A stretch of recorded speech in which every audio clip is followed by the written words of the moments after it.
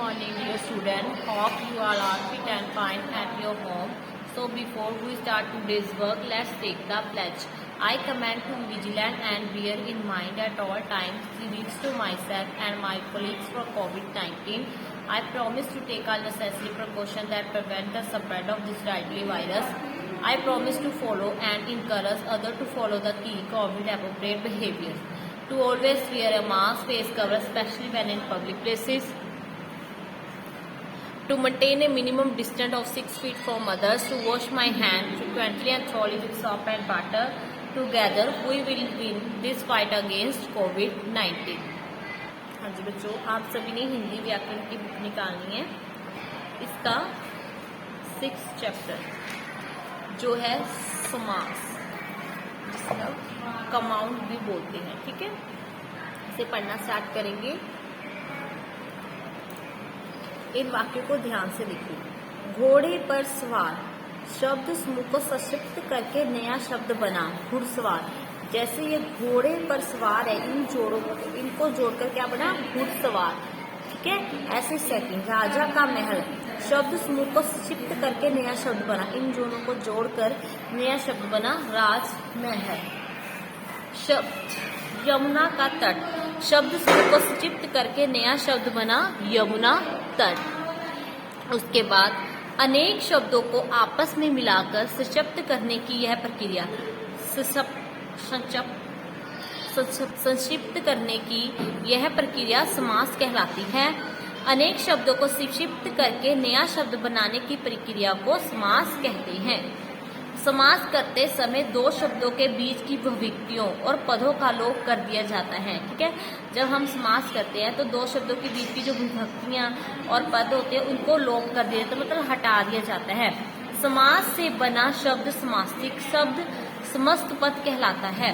समास विग्रह समासिक शब्द को समासिक शब्द को तोड़ना समास विग्रह कहलाता है। ठीक है बच्चे, जैसे घुड़सवार, अगर हम समास बनाते कैसे घुड़ पर सवार तो कैसे घुड़सवार। अगर घुड़सवार को हमने समास विग्रह तोड़कर करना है, उन्हें तोड़ना है तो कैसे लिखे घोड़े पर सवार। समास के 6 भेद होते हैं। ठीक है, अविभाव्य भाव, तत्पुरुष, कर्मधारय, द्विगु, द्विविध, बहुवीर्य। ठीक है, पहले हम अविभाव समास पढ़ेंगे। जिस समास का पहला पद अविभाव होता है और प्रधान होता है, जिस समास का पहला ही पद अव्यय होता है और प्रधान होता है उसे अविभाव समास कहते हैं। जैसे प्रतिमास, प्रति मीन्स प्रत्येक मास। आज जन्म, जन्म से लेकर, यथा संभव, यथा जितना संभव हो, रातों रात, रात ही रात में। तत्पुरुष समास, जिस समस्त पदों के दो खंडों के बीच से प्रसर्ग ने, को, के लिए आदि का लोप हो जाता है, वहां तत्पुरुष समास होता है। ठीक है, जैसे यश प्राप्त, यश को प्राप्त, समान प्राप्त, समान को प्राप्त। ठीक है, बंदात, मन से अंधा, हथकड़ी, हाथ के लिए कड़ी, सत्याग्रह, सत्य के लिए आग्रह, जन्मांध, जन्म से अंधा, भय मुक्त, भय से मुक्त, सेनायक, सेना का नायक, चिंता मगन, चिंता में मगन, शक्ति संपन्न, शक्ति से संपन्न, देश भगत, देश के लिए भगत, अनाथालय, अनाथों के लिए आलय, बंधन मुक्त, बंधन से मुक्त, पथ भ्रष्ट, पथ से भ्रष्ट, भूदान, भू का दान, दानवीर, दान में वीर। ठीक है, कर्मधारय, जिस समास के दोनों पदों में विशेषण विशेष्य उमेय उपमान का संबंध होता है, विशेषण विशेष्य का संबंध होता है और उत्तर पद प्रधान होता है, उसे कर्मधारय समास कहते हैं। जैसे पीताम्बर, विग्रह कैसे करेंगे इसका? पित्त, पित्त होता है पीला, पीला है जो अंबर। काली मिर्च, काली है जो मिर्च। पुरुषोत्तम, पुरुषों में है जो उत्तम। कमल, कमल नयन, कमल के समान नयन। नील कमल, नीला है जो कमल। नील गायें, नीली है जो गायें। शीतोष्ण, शीत और उष्ण। चरण कमल कमल के समान चरण। ठीक है। द्विविधु समास, जिस समास का पहला पद संख्यावाची विशेषण होता है, संख्या बताई जाती है। ठीक है। और समस्त पद समाहार यानी समूह का बोध कराता है। समूह का बोध हमें कराता है, उन्हें द्विविधु समास कहलाते हैं। जैसे सप्तऋषि, 7 ऋषियों का समूह। नवरात्रि, 9 रात्रियों का समाहार। शताब्दी, 100 शब्दों या वर्षों का समूह। त्रिशूल, 3 शूलों का समूह। त्रिभुज, 3 भुजाओं का समूह। अष्टग्रह, 8 ग्रहों का समूह। चौराहा, 4 राहों का समूह। त्रिकाल, 3 कालों का समाहार। देखो बच्चे, इसमें संख्या बताई गई है, तो ये क्या है? द्विविधु समास।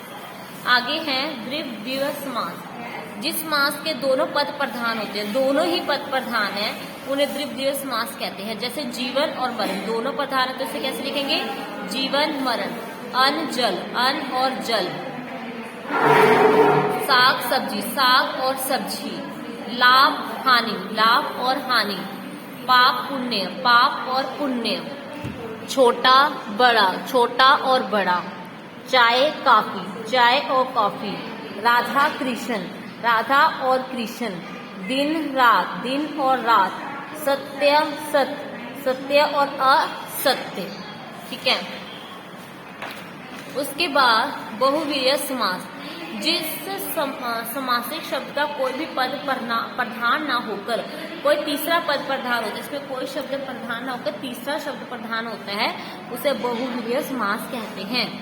बहुव्रीहि समास से निम्न शब्द विशेषण का काम करते हैं। जैसे पीताम्बर, पीत है अंबर जिसके, मतलब श्री कृष्ण को कहा गया है, इसमें विशेषता बताई गई। ठीक है। दशानन, 10 है आनंद जिसके, जैसे रावण को संबोधित कर रहा है। तीसरा। ठीक है। एक दंत, एक है दांत जिसका, गणेश।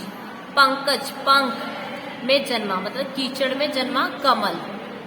नीलकंठ, नीला है कंठ जिसका, जिसे शिव को कहा गया है। चतुर्मुख, 4 है मूर्ख जिसके, ब्रह्मा। तिरंगा, 3 है रंग जिसमें, हमारा राष्ट्रीय ध्वज को कहा गया है। ठीक है। उसके बाद विषधर, विष को धारण करने वाला सर। ठीक है। उसके बाद बच्चों ये आपके कुछ पॉइंट्स हैं जो याद करने के लिए। परस्पर संबंध रखने वाले 2 या 2 से अधिक पदों के मेल को समास कहते हैं। जो एक दूसरे से संबंध रखते हैं, 2 या 2 से अधिक पदों के मेल को समास कहते हैं। समास से बिना शब्द, जो समास से बना शब्द है, वो समस्त पद या समासिक शब्द कहलाता है। समास के 6 भेद होते हैं: अभाव्य, तत्पुरुष, कर्मधारय, द्विगु, द्विविधीय और बहुव्रीहि। ठीक है बच्चे। और बच्चों के आप सभी को समझ आ गया।